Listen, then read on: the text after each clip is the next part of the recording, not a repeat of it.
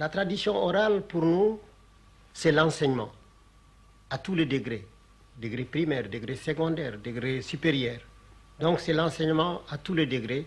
Ça englobe aussi bien la morale, la philosophie, les mathématiques, la géométrie, et tout ce qui s'appelle connaissances humaines, tant au point de vue culturel qu'au point de vue cultuel. Et alors donc la tradition orale, c'est l'enseignement. Et or cet enseignement est donné par des vieillards. Et c'est ce qui constitue l'initiation. Qu'est-ce que l'initiation? C'est le fait de suivre les leçons d'un maître.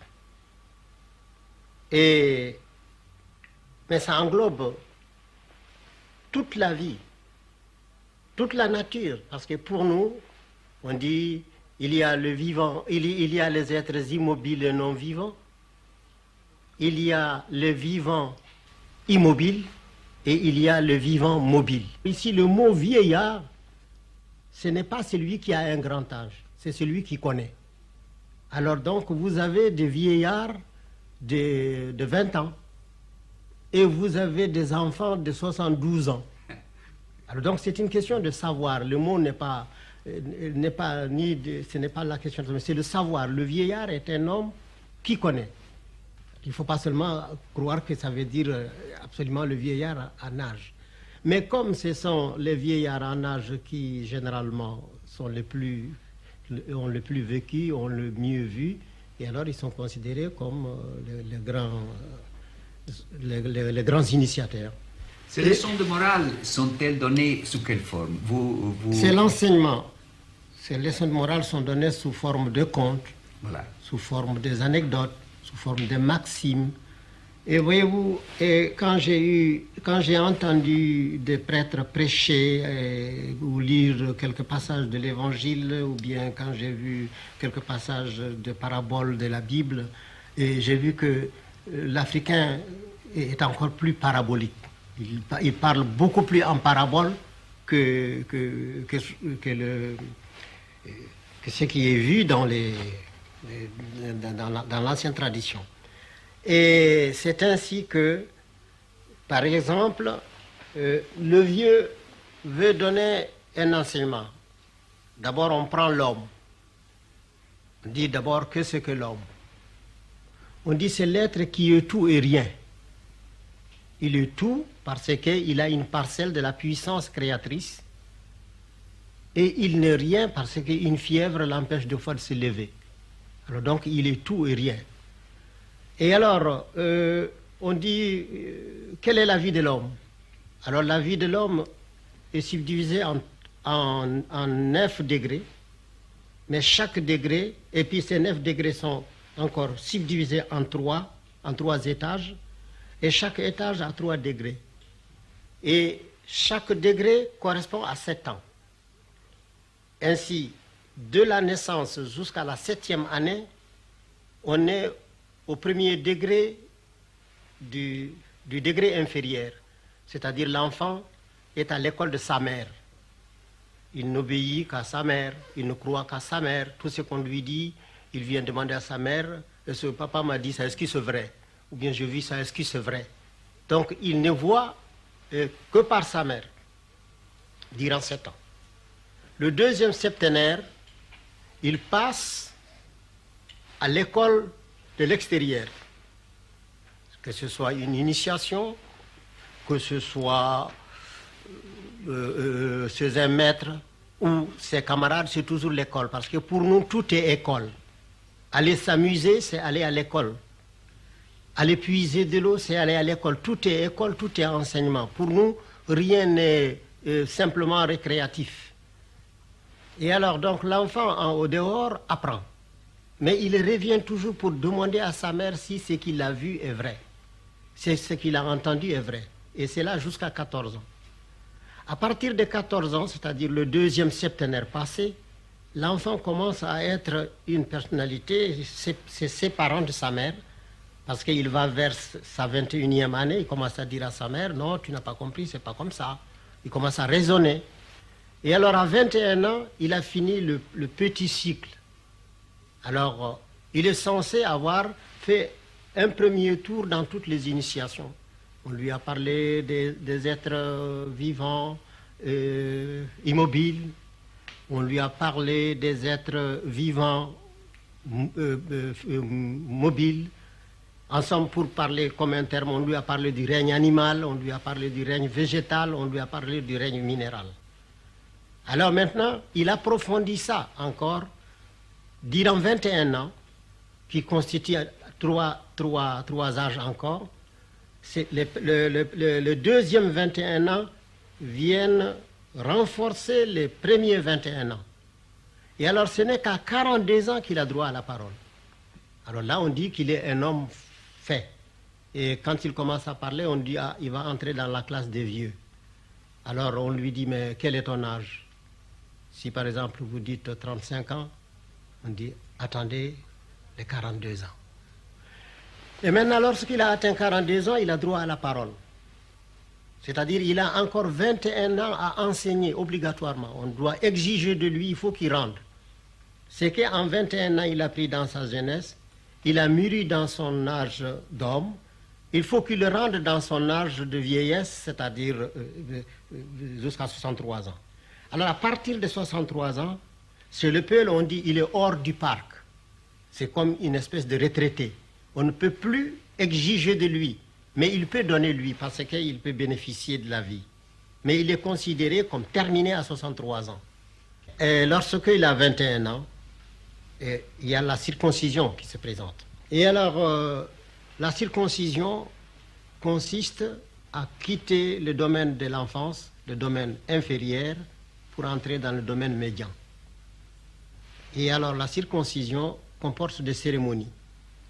Il y a la nuit de la veillée, de la circoncision. Et alors, cette nuit est une nuit où on organise des danses. Alors, tous les parents viennent de partout. On envoie des apports, tous les griots viennent et on passe toute la nuit à chanter. Et alors la tante est généralement celle qui mène ou l'oncle. Ce sont ceux-là qui sont intéressés dans cette chose parce que c'est dans la circoncision parce que ce sont eux qui sont les vrais responsables de l'enfant. Et alors dans cette chose on fait la généalogie, on chante. Et alors par exemple on dit Hulali hulali miye nima, hulali jango miye nima, dogali dogali miye nima, dogali jango miye nima. Je m'excuse, j'ai pas une bonne voix. Bon, et alors ça veut dire si tu n'as pas peur, demain je te ferai un cadeau. Si tu n'as pas eu peur du fer, du couteau du forgeron, demain je te ferai, parce que c'est le forgeron qui circoncis. Si tu n'as pas peur du couteau du forgeron, demain je te ferai un cadeau et tu ressembleras à ton grand-père qui n'a pas eu peur de la lance de tel jour. Alors là, on cite les guerres. Alors c'est toute l'épopée qui se mêle. Et alors, le lendemain matin, de très bonne heure, les enfants vont sous l'arbre de la circoncision. Ils campent là. Et alors, on les met par ordre de caste. Il y a les nobles d'abord, il y a les castés, et puis il y a les captifs. Parce qu'il y a 3 clans. Les nobles, les hommes de caste et les captifs. Et alors, parmi les nobles, on regarde le plus noble, celui qui doit être le premier circoncis. Alors on l'appelle le général du groupe. Alors on regarde celui qui est de la caste la moins élevée, la plus en arrière. Il devient la fermeture de la circoncision. Et cette situation est très pénible parce que quand les circoncis ont fini de manger, ils viennent tous essuyer. C'est la chevelure du dernier circoncis qui leur sert de serviette. C'est là où ils viennent essuyer leurs mains. Et lui, il est le souffre-douleur de tout le monde. Bon, et alors il est chargé de toutes les corvées pénibles. Mais cela lui donne le droit d'être le mieux initié. C'est pour se rattraper. Et alors ainsi, dans la vie, il devient peut-être le plus initié de tous. Et alors, parmi les chants de jeunes gens, il y a des chants on peut dire des chants qui tiennent liés de gymnastique. Par exemple, la danse de Diréré, c'est une danse des captifs peuls, mais que de nobles peuvent danser. Mais alors, c'est vraiment de la gymnastique. Et alors, chez Sam, par exemple, c'est très rythmé. Par exemple, on dit Samba Joaoulan Ledina, Sahulata Ripula Ungara, et Samba Joaoulan Ledina, Hulatako Ulan Ledina. Alors lui, il se met à ce temps-là à marteler. Parce que dans la musique africaine initiatique, c'est le danseur qui guide la musique.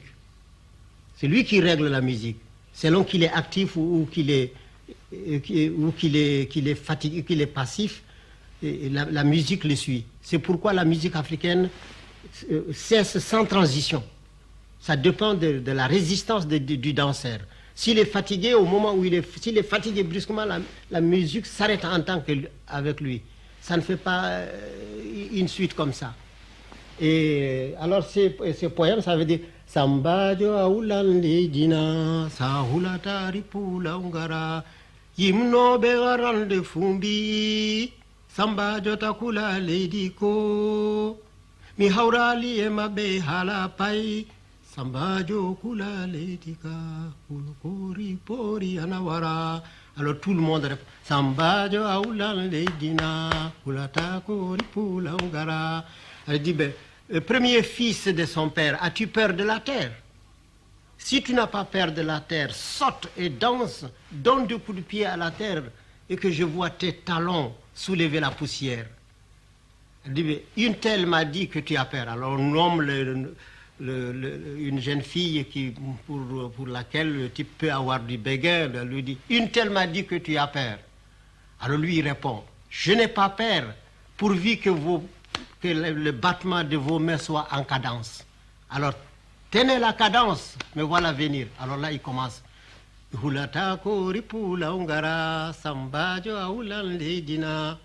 alors, les chants sont faits. Il n'y a pas solfège comme chez vous, mais il y a des onomatopées. Des onomatopées qui donnent les airs. Et alors, tous les groupes répètent l'onomatopée. Alors, les poètes entre, et puis immédiatement, comme tout est improvisé, alors il improvise en suivant le rythme que les autres tiennent. Par exemple, si on lui dit, mais sur quel rythme veux-tu danser? Il dit, je vais danser sur le rythme de Sambadio. Alors là, il chante ce que je viens de dire. Mais s'il dit, je vais danser sur le rythme de Tari, alors là, tout le monde se met tarindi tarindin din tindaritam tarindi tarindin din tindaritam tandaranda tandandara tandaranda tandandara. Alors tout le monde, vous voyez, 300 personnes comme ça, tarindi tari. Alors ça fait vraiment une musique qui est faite de bouche. Et alors il enchaîne, le poète enchaîne là-dedans. Bailel jabate bailel sambalana. Tarindi tarindin midoima tarindi tarindin sa poeta ton fatuma be iyo nyale o samba iyo tarindi tarindin darita. Alors c'est la réplique. Ou bien les autres disent c'est ere. Alors là il dit ere de ere nana injo ere nana sajode, qui ne veut absolument rien dire. C'est comme si on dit tra la la la la la la la la la la tra la la la la. Mais ça permet au poète d'enchaîner. Quand il dit erede eyerenana erenana inyo eyerenana sajode, le poète dit Allah se kani mingindi yalla gindi se katagiye mayo. Alors ça c'est une parole. Alors il dit erede qui ne veut rien dire. Alors lui il dit, c'est Dieu qui nous inspire. Et de cette inspiration, nous faisons des poésies qui sont si fortes et si élevées qu'elles creusent des fleuves et font des méandres. Allah se kani mingindi, yalla gindi se katagiyema yo sajode, et ainsi de suite. Alors vous en avez toute une gamme pour montrer comment les chansons sont conservées. Et alors les thèmes, évidemment, on ne peut pas demander à la tradition orale d'avoir un thème comme des archives, comme des livres écrits. Et alors, mais il y a des thèmes, il y a des étages, il y a des développements qu'on ne peut pas. Par exemple, si vous avez un conte à raconter, un conte initiatique, comme celui de Kaïdra, alors vous avez 11 points que vous ne pouvez pas négliger. Ça, il faut les respecter. Mais le développement, le paysage que vous mettez, ça dépend des gens auxquels vous parlez. Si, par exemple, vous êtes dans un pays de pasteurs, eh bien, vous parlez de pâturage, ça vous permet de parler des arbres et de montrer comment les trois voyageurs ont traversé des prairies.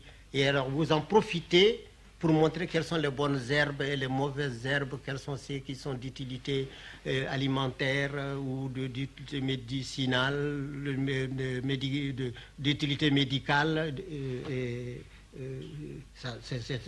C'est une forme d'enseignement. Mais toujours par conte, par chant, par parole, rien en Afrique n'est vraiment une distraction simple. Je peux dire ainsi, le profane n'existe pas en Afrique. Dans la vieille Afrique, il n'y a pas de profane. Tout est religieux, tout a un but, tout a un motif. Il n'y a pas une récréation simple. Quand un homme d'un certain âge vient trouver l'initiateur et qu'il n'est pas de la race, c'est-à-dire il n'est pas de la tribu, ou bien c'est un pasteur qui veut être initié à la chasse. Alors il vient trouver le maître chasseur. Il lui dit, je viens te demander de m'ouvrir les yeux à la chasse. Alors le néophyte, le maître, lui dit, si tu veux que je t'enseigne, il faut cesser d'être toi pour être moi. Oublie-toi pour être moi. Sinon, si tu restes à être toi, nous serons, tout en étant face à face, nous serons aussi éloignés que le ciel et la terre. Ça veut dire qu'il ne faudrait pas que tu ramènes ce que je vais te dire en le comparant à ce que tu sais. Là, il faut oublier absolument, il faut te vider de tout ce que tu sais pour apprendre. Et alors là, c'est là où on vous dit, il faut savoir qu'on ne sait pas, savoir anda à anda. Parce que alors l'expression Peul, c'est ça andi à anda à andang. Si tu sais que tu ne sais pas, tu sauras. Ça anda à andata. Si tu ne sais pas que tu ne sais pas, tu ne sauras pas. Alors si tu arrives à ces initiatives, tu commences à lui poser des questions, et pourquoi pas ça, lui il s'était. Alors il te laisse.